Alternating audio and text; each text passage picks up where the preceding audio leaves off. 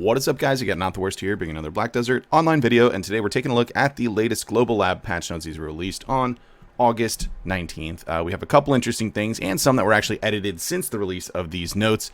Let's take a look at what they are. First thing, as I just mentioned, something that was changed, the new item Rapid Flares. This was addressing some issues with the camouflage outfits, the complaint being that you can't really see the opposing player, especially depending on what graphics setting you're on when you're trying to fight them. So initially they created a setup where it would say Unknown Adventurer on it. They then, in this Global Lab update, pulled that back after some sort of feedback. They do mention in the long dev note here about it that they got mixed reviews no matter what route they went.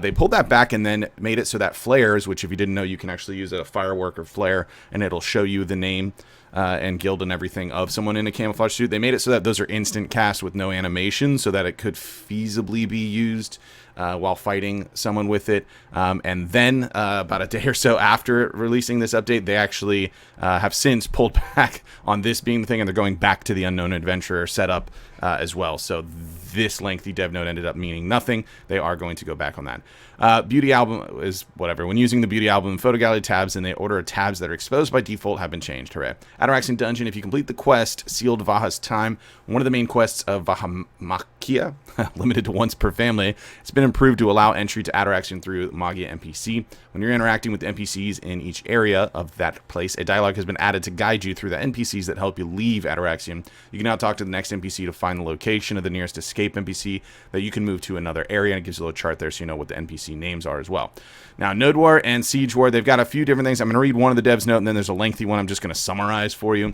So first up, we have hit and resistance values have been added to the limits of Node and Conquest Wars. In particular, in the case of resistance, in order to reduce the burden of setting, the base of the first stage was adjusted to 20 to 30%, but if it's judged to be excessive, we'll consider raising it further. In addition, we're also developing a life limit. It'll be a form of limiting the maximum that can be increased by means such as buffs or elixirs, rather than being fixed to a specific value for all adventurers. In limited Node Wars and Conquest Wars, we'll continue to take care in the future so that everyone can enjoy the battle under the same conditions as much as possible.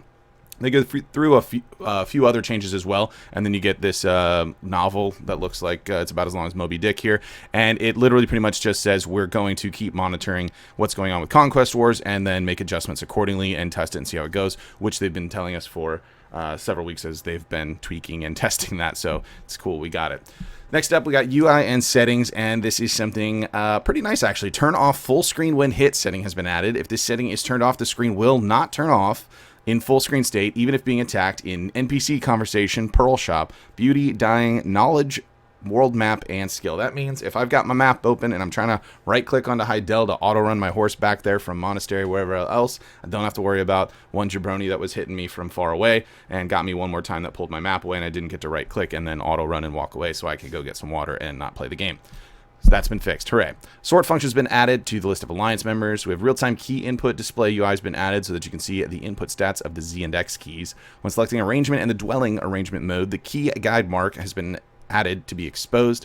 A setting's been added to turn on or off the durability display for furniture with a buff effect in the Residence and Manor. Okay. To improve the readability of Fagar's cheers, the spacing has been corrected. We do have AMD FSR function added to allow you to play Black Desert. Interesting to take a look at that if you are at like super high resolutions with the upscaling available for that, but not something I'll actually see it myself. Other changes, nothing super noticeable here. Auto sort adjustments from there. Cactum prisoners were fixed because I believe they were attacking the otters with Corsair, some bug fixes and that sort of thing. And then we have an update on class changes, more specifically the class reworks. So I am going to read this version of Moby Dick because it's got some good info here and it's a highly anticipated change that is coming to BDO soon. Hello everyone, this is Black Desert Studio. It's just NotTheWorst reading it, but it says this is Black Desert Studio. Today we would like to share with you the future plans and progress of the character reboot, which many people are curious about and are looking forward to. First of all, as adventurers know, the character reboot is currently in progress and is being developed with the highest priority. The original plan was to complete the development and release all the characters, but we're going to change that direction and share the development process through the Black Desert Lab every week and receive feedback by providing an environment where you can play directly. Therefore, on September 2nd, the first update will be applied through the Black Desert Lab. Many of you may be curious about the reboot order, but the first target is going to be a warrior. This is because we decided to proceed in the order of the oldest character, and we want to keep this standard as much as possible, but the order may change depending on the situation. In the case of applying to the official server, we aim to apply it all at once after the target characters have been applied to the Black Desert Lab. Now that it's a full-fledged start, I'll leave many possibilities open and focus on moving forward quickly. Lastly, I think you're most curious about how it will be improved. First of all, we'll review each skill, including Succession and Awakening, and adjust performance as far as attack range, speed, hit, etc. as needed. Additional content's added depending on each character's characteristics or current status. In particular, in the case of an Awakened Warrior, operation fatigue and difficulty due to too fast frame cancellation and frequent main weapon switching will be improved in a large frame, and in addition, we want to change even the limited performance in PvE, focusing on knockdown and down attack. This is the direction and will guide you in detail along with the Warrior-related updates. Character reboots are one of the hottest topics in Black Desert these days. We too are nervously working on the development to meet the expectations of adventurers. Let's do it one by one. Some people say, isn't it trying to make all the characters strong? The result of the reboot may not be perfect. Adventurers may not like it. However, we do not give up until the very end and try to make constant modifications in a way that will satisfy as many adventurers as possible. We ask for your support and reprimand. Probably should have translated to feedback, but no, in the BDO community, it's definitely going to be reprimand regardless of the direction. So essentially what they're saying here is, first of all, we're going to see the first setup coming September 2nd, and it's going to be Warrior. That's going to be on the Global Lab servers. They're going to, at least the plan for now, because this can always change later on, they're going to go through each character, revamping them. It looks like from what they're saying, they'll release a new character each week. On it, so 17 ballpark-ish weeks we're looking at for each of them to hit the Global Lab servers. Once each of them are then on Global Lab servers, we'll then see them go to the live servers after, tweaks and that sort of thing.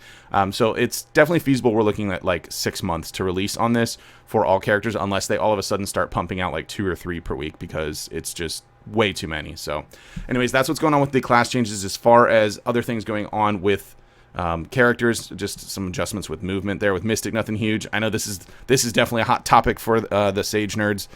They're working on the animation for your bolt skill because they got a lot of feedback of how it looked disgusting now that it changed to super armor, whatever the case may be. So this is where it's at now. They also say this isn't definitively going to be the version that we're going to get on live servers, but it probably is. So there's that. And then lastly with that, Corsair also got its BSR skills for 10, 25, and 50% as well. So I believe we now have fully functional, full kit of Corsair skills, at least on the Global Lab servers. We should see these hit the live servers in the next maintenance, at least on KR, and then if not there, it'll be on the NAEU the following week, if not this current week. So that is it for the Global Labs for this week. Let me know what you guys think about the stuff going on in the comments down below. If you did enjoy the video, be sure to like it. If you're new to the channel, be sure to subscribe so you get notifications when new videos do go live. And if you'd like to catch me playing live, there is a link to my Twitch page in the description down below. You can jump on over there and drop a follow so you get notifications for that as well. With that said, that's going to be it for this one. I want to thank everybody for watching, and I will see you next time.